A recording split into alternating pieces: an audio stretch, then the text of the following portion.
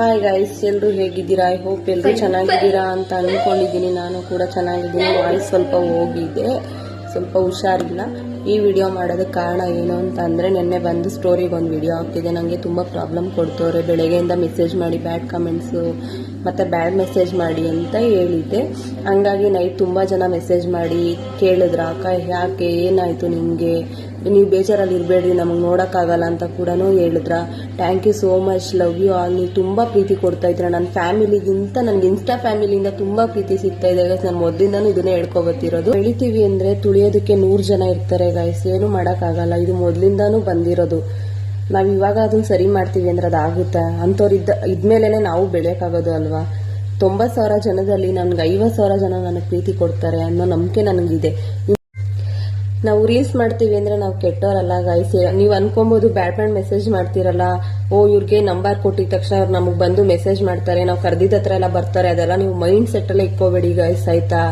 ಯಾರು ಆ ತರ ನೀಚ್ ಕೆಲಸ ಮಾಡ್ಕೊಂಡಿರಲ್ಲ. ನಿಯತ್ತಾಗಿ ದುಡ್ಕೊಂಡು ತಿನ್ಕೊಂಡೇ ಬರೋದು. ಏನಂದ್ರೆ ರೀಲ್ಸ್ ಮಾಡೋದ್ರಿಂದ ನಮಗೂ ಏನಾದ್ರೂ ಯೂಸ್ ಆಗುತ್ತೆ, ಅಥವಾ ನಮ್ದು ಒಂದು ಫ್ಯಾಷನ್ ಆಗಿರುತ್ತದು, ಆಯ್ತಾ? ಅದನ್ನ ಬಿಟ್ಟು ನಾವು ರೀಲ್ಸ್ ಮಾಡ್ಕೊಂಡು ಅವ್ರು ಬಾಳ ಹಾಳು ಮಾಡ್ಬೇಕು, ಇವ್ರು ಬಾಳ ಹಾಳು ಮಾಡ್ಬೇಕು, ಅದೆಲ್ಲ ಇಲ್ಲ ನಮ್ಗೆ. ಸುಮ್ನೆ ಮೆಸೇಜ್ ಮಾಡೋದು, ಸುಮ್ನೆ ಬಂದು ಬ್ಯಾಡ್ ಕಮೆಂಟ್ಸ್ ಹಾಕೋದು. ಇವಾಗ ನಾವು ಬಂದು ಅದಕ್ಕೆ ಬೈದ್ರೆ ನಮ್ಮ ಫ್ಯಾಮಿಲಿಲಾಗ್ಲೇ ಹೋಗಿ ಹಂಗ್ ರೀಲ್ಸ್ ಮಾಡೋದಕ್ಕೆ ಅವ್ರು ಯಾರೋ ಬೈದ್ರಂತೆ, ಅದಕ್ಕೆ ಬಂದು ಇವತ್ತು ಸ್ಟೋರಿಗೆ ಹಾಕೊಳ್ಳೆ ಇವಳೇ ಸರಿ ಇಲ್ಲ ಅಂತ ಮತ್ತೆ ನಮ್ಗೆ ಬೈಕ್ತಾರೆ. ನಾವೇ ಬೈಸ್ಕೋಬೇಕು. ಆ ಮಾತು ಕೂಡ ನೀವು ಮಾಡೋ ಒಂದು ತಪ್ಪಿಂದ ಇಡೀ ಫ್ಯಾಮಿಲಿ ಕೈ ನಾವು ಉಗಿಸ್ಕೊಂಡು ಸಾಯ್ಬೇಕಿಲ್ಲಿ.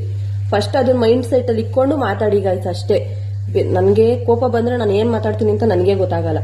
ಸೊ ಆದಷ್ಟು ಪ್ಲೀಸ್ ನನ್ನಿಂದ ನೀವು ದೂರ ಇದ್ರೆ ನಿಮ್ಗೆ ಒಳ್ಳೇದು, ಆಯ್ತಾ? ಎಲ್ರಿಗೂ ಅಲ್ಲ, ನಿನ್ನೆ ನನಗೆ ಯಾರು ಟಾರ್ಚರ್ ಕೊಟ್ರು ಅವ್ರಿಗೆ ಮಾತ್ರ. ಎಷ್ಟೋ ಜನ ಹೆಣ್ಮಕ್ಳು ಇವತ್ತು ಬೆಳಿಬೇಕು ಅಂದ್ರೂ ಬೆಳೆಯೋಕ್ಕಾಗ್ತಿಲ್ಲ ಗೈಸ್. ಯಾಕಂದ್ರೆ ಇಂಥ ಜನಗಳಿಂದಾನೆ. ಅವರಲ್ಲೂ ಒಂದು ಕಲೆ ಇರುತ್ತೆ, ಅವರು ಮುಂದೆ ಬರಬೇಕು ಅನ್ನೋ ಆಸೆ ಇರುತ್ತೆ. ಇವ್ರು ಬಂದು ಒಂದು ಕಮೆಂಟ್ ಮಾಡೋದ್ರಿಂದ, ಅವ್ರು ಬಂದು ಸ್ಟೋರಿಗೆ ಹಾಕೋದ್ರಿಂದ ಅವ್ರ ಫ್ಯಾಮಿಲಿಯವರೆಲ್ಲ ಅವ್ರಿಗೆ ಆಡೋ ಮಾತಿಗೆ ಇವ್ ಸವಾಸನೆ ಬೇಡ ಅಂತ ಎಷ್ಟೋ ಜನ ಇನ್ಸ್ಟಾಗ್ರಾಮ್ ಬಿಟ್ಟೋಗಿರೋರು ಇದ್ದಾರೆ. ಅಥವಾ ಇಲ್ಲ ಇವ್ರನ್ನೆಲ್ಲ ಬಿಟ್ಟು ನಾನು ಇನ್ಸ್ಟಾಗ್ರಾಮ್ ಇಂದ ಮುಂದೆ ಬರಬೇಕು ಅಂತ ಇಡೀ ಫ್ಯಾಮಿಲಿನೂ ಬಿಟ್ಟು ಇನ್ಸ್ಟಾಗ್ರಾಮ್ ಅಲ್ಲಿ ಇರೋರು ಇದ್ದಾರೆ. ಹಂಗಾಗಿ ಹೇಳ್ತಿರೋದು, ಪ್ಲೀಸ್ ಯಾರು ಕೆಟ್ಟದಂತ ನಿಮ್ ಕೈಲಿ ಒಳ್ಳೇದ್ ಮಾಡಕ್ ಆಗಲ್ವಾ, ಕೆಟ್ಟದಂತೂ ಮಾಡಕ್ ಹೋಗ್ಬೇಡಿ. ಅವ್ರ ಪಾಡ್ಗೆ ಅವ್ರನ್ನ ಬಿಡಿ, ಅವ್ರ ಲೈಫಲ್ಲಿ ಅವ್ರು ಮುಂದೆ ಬರೋದಕ್ಕೆ ಬಿಡಿ ದಯವಿಟ್ಟು. ಕಮೆಂಟ್ ಬಾಕ್ಸ್ ಅಲ್ಲಿ ಸೆಕ್ಸಿ, ಬ್ಯೂಟಿ, ಯಾಕೆ ಆ ಥರ ಎಲ್ಲ ಕಮೆಂಟ್ಸ್ ಹಾಕ್ತೀರಾ ಗೈಸ್? ರೀಲ್ಸ್ ಮಾಡೋರು ಮಾತ್ರ ಕೆಟ್ಟದಾಗಿರ್ತಾರ? ನಿಮ್ಮ ಮನೇಲಿ ಹೆಣ್ಮಕ್ಳು ಇರಲ್ವಾ? ನಿಮಗೂ ಅಕ್ಕ ತಂಗಿದಿರಲ್ವಾ? ಯಾಕೆ ಆ ಥರ ಮಾಡ್ತೀರಾ? ಅರ್ಥ ಮಾಡ್ಕೊಳ್ಳಿ ಪ್ಲೀಸ್. ನೀವು ನಂಬರ್ ಕೊಟ್ಟಿದ ತಕ್ಷಣ ನಿಮಗೆ ಕಾಲು ಮೆಸೇಜು ಮಾಡ್ಕೊಂಬರೋದಕ್ಕೆ ಅವ್ರೇನು ಬಿಟ್ಟು ಬಿದ್ದಿರ್ತಾರಾ? ಅವ್ರಿಗೇನು ಫ್ಯಾಮಿಲಿ ಇರಲ್ವಾ? ಗಂಡ, ಮನೆ, ಸಂಸಾರ, ಅಪ್ಪ ಅಮ್ಮ ಯಾರು ಇರಲ್ವಾ? ಯಾಕೆ ಈ ಥರ ಮಾಡ್ತೀರಾ ನೀವು?